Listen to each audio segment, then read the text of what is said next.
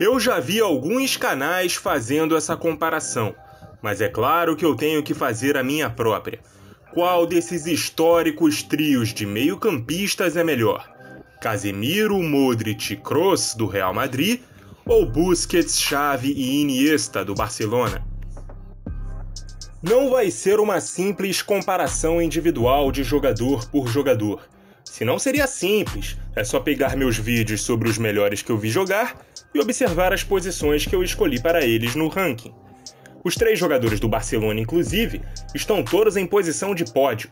Os do Real Madrid não, já que eu pus o Kroos um pouco mais atrás, e fui muito criticado pelos fãs do Kroos aqui no canal, especialmente os mais jovens que não viram os jogadores mais antigos que eu pus à frente dele. Ainda assim, nós vamos esmiuçar um pouco mais individualmente as funções de cada um nos times. Também não vai ser uma pura comparação de currículo, senão o vídeo teria só 2 minutos. Seria apenas uma questão de pesquisar quem ganhou mais taças, decretar o que é mais importante e ter um veredito. Ainda assim, esses dados teriam que ser relativizados. Por exemplo, o trio do Barça conquistou 3 Champions League juntos. Porém, em 2009, o Busquets, apesar de ser titular na final, era reserva do Yaya Touré, que jogou aquela partida na zaga. Em 2011, sim, eles formavam o coração do time considerado o melhor campeão europeu da era moderna. E em 2015, o Xavi, já em final de carreira, era reserva. Assim como usar a carta dos títulos de seleção seria um tanto quanto injusto. Primeiro, porque o trio catalão conta com 3 jogadores da mesma nacionalidade, diferente do trio merengue. Além do que, na Copa do Mundo de 2010, Xabi Alonso formava a dupla de volante com Busquets. Xavi jogava como meia centralizado. Iniesta aberto pela esquerda, com Pedro à direita no 4-2-3-1. Ou seja, eles não formavam um trio de meio de campo, assim como na Euro de 2012, onde eles contaram com Davi Silva na direita e Fábregas como falso 9, fortalecendo ainda mais o setor central titular, assim como Xabi Alonso. Já o trio do Real Madrid conquistou 4 Champions juntos desde a chegada de Toni Kroos, 3 delas consecutivas, entre 15-16 e 17-18. Nas 2 últimas, com a adição de Isco entre os titulares, além da edição de 2022, também jogando em outro sistema tático, com Valverde na direita e Vini na esquerda de um 4-2-3-1, que tinha Casemiro e Kroos como volantes e Modric encostando no ataque. Estamos no Pautas e Táticas, e a comparação dos trios será exclusivamente tática, para decretarmos qual é o melhor trio, na minha opinião, é claro. Primeira coisa que temos que entender é que ambos os trios jogavam em triângulos de base alta e ponta baixa, ou seja, com um volante mais recuado e 2 meio-campistas mais avançados, também chamados de interiores de posse. E para começar a nossa análise, vamos comparar as funções dos jogadores. Começando com os volantes. Vocês lembram que na minha lista dos camisas 5, eu coloquei o Casemiro na primeira posição e o Busquets na terceira. Então agora, eu tenho a oportunidade de esmiuçar um pouco mais os porquês disso. O Busquets é melhor que o Casemiro em quesitos como saída de bola, proteção da bola e qualidade no passe curto.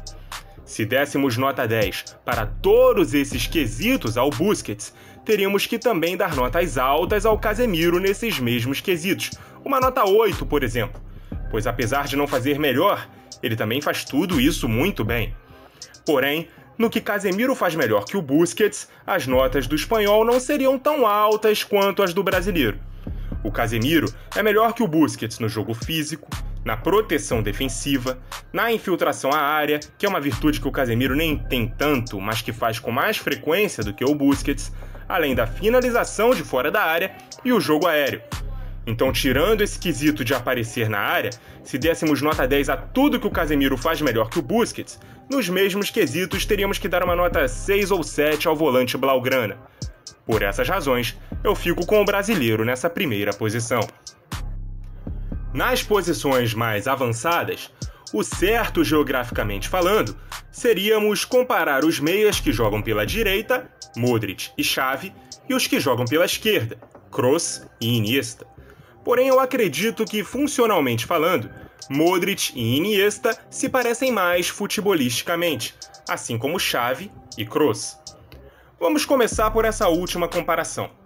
O Xavi é considerado um revolucionário da posição.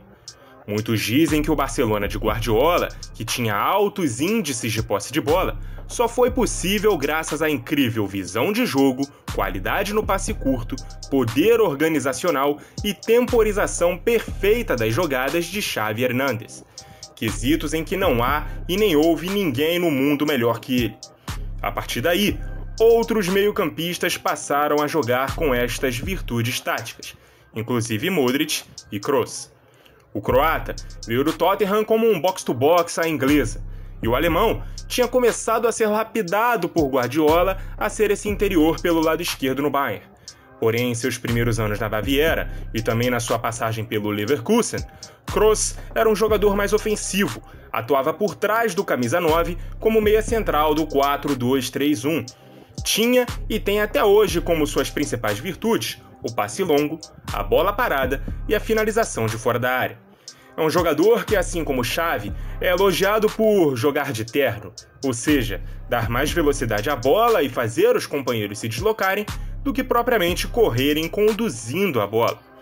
Fora que tanto nos primeiros jogos da carreira de Xavi no Barcelona, quanto na primeira temporada de Kroos no Real Madrid, ambos tiveram que acumular funções de primeiro volante, quase que como autênticos redistas. Xavi teve mais sucesso jogando assim do que Kroos, até porque o estilo de jogo de controle e posse de bola do Barcelona era muito mais propício a dar sucesso a um jogador com as virtudes de Xavi do que de Kroos, num Real Madrid que marcava em blocos mais recuados e em transições mais rápidas.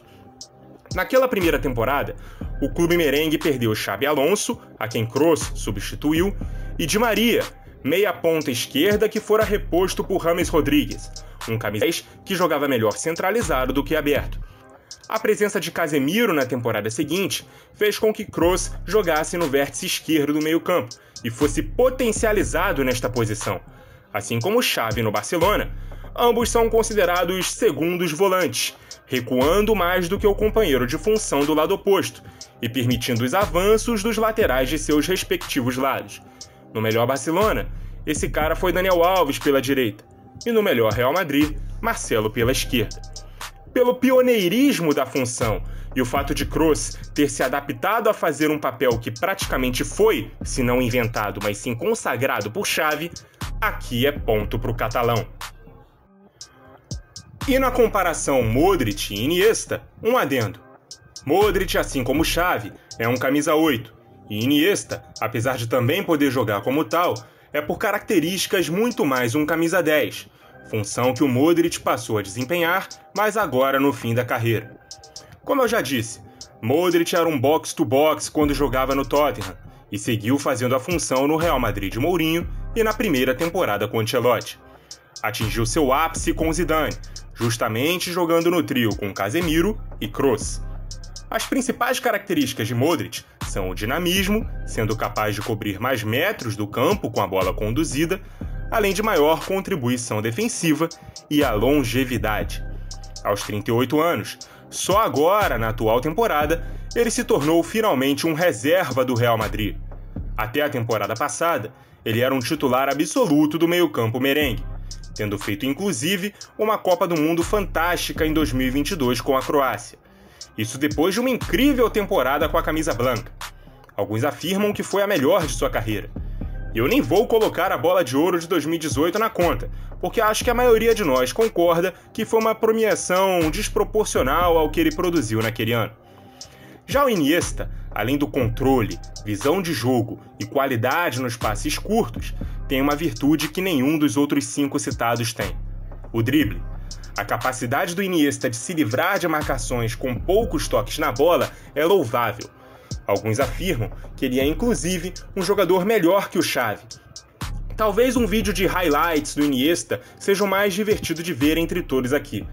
Além disso, o Iniesta jogou aberto pela esquerda, tanto na seleção quanto no Barça de 2009 e 2010, quando Guardiola experimentou o 4-2-3-1, colocando Xavi na linha dos volantes, ao lado de Busquets, Pedro na direita e Messi como meia central. Nesta posição, ele se tornava ainda mais ofensivo, o que potencializava seu ponto mais forte em relação aos outros. Porém, quando precisou jogar emergencialmente na linha dos volantes naquele Barça de 2015, que abria Rakitic à direita e recuava Neymar para a segunda linha à esquerda, ele apresentava dificuldades. Iniesta sempre jogou melhor mais próximo da área, atacando espaços, abastecendo os atacantes e se livrando da marcação, não apenas com passes, mas também com dribles. Nunca foi um grande desarmador, mas ainda assim, na minha visão, é um jogador maior e melhor que Modric.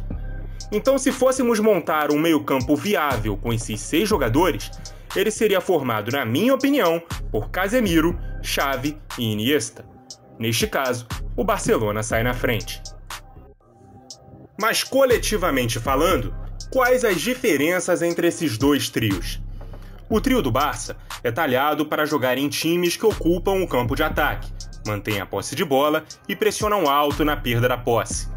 Era um time que precisava ser protagonista do jogo sempre, tendo a bola nos pés e mantendo os jogadores próximos uns aos outros, já que todos tinham a virtude do passe curto, mas nem todos a de correr para trás e ser combativos na defesa.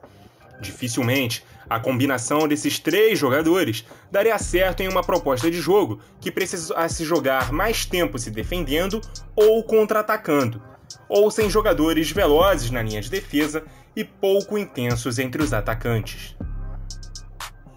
Já o meio-campo merengue era mais equilibrado e versátil nesse sentido. Poderia ser perfeitamente um time de posse no campo de ataque.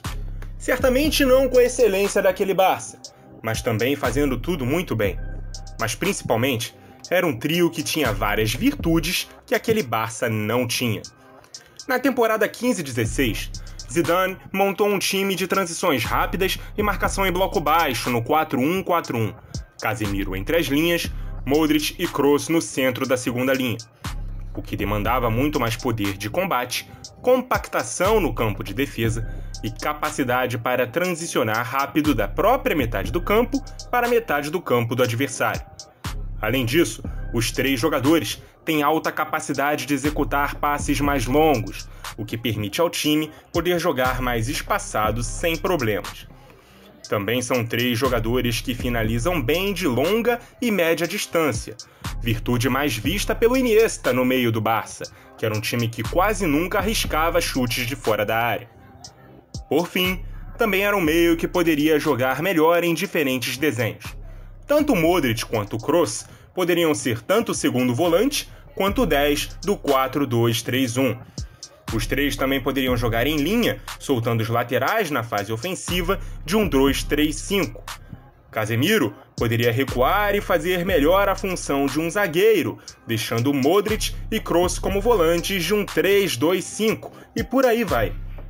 Alguns vão se lembrar também que Isco era o ponta de lança do 4-3-1-2 das temporadas 16-17 e 17-18, o que configuraria um quarteto e não um trio. Porém, isso na verdade mostra outra virtude, especialmente do croata e do alemão, que era a de dar um passo para trás para permitir a outro meio-campista jogar mais avançado, além de precisarem cobrir na fase defensiva os corredores abertos na frente dos laterais, coisa que nem Xavi nem Iniesta eram capazes de fazer. Diante de tudo isso, o trio do Real Madrid era mais versátil e equilibrado que o do Barcelona. Portanto, se individualmente eu fico com 2/3 do trio catalão, coletivamente, os 3 jogadores merengues municiam o treinador que os tem com mais opções de utilização. Qual dos 2 trios prefere? O Blaugrana ou o Blanco? Deixe sua opinião e seus argumentos aqui nos comentários. Muito obrigado a você que nos acompanhou e até a próxima!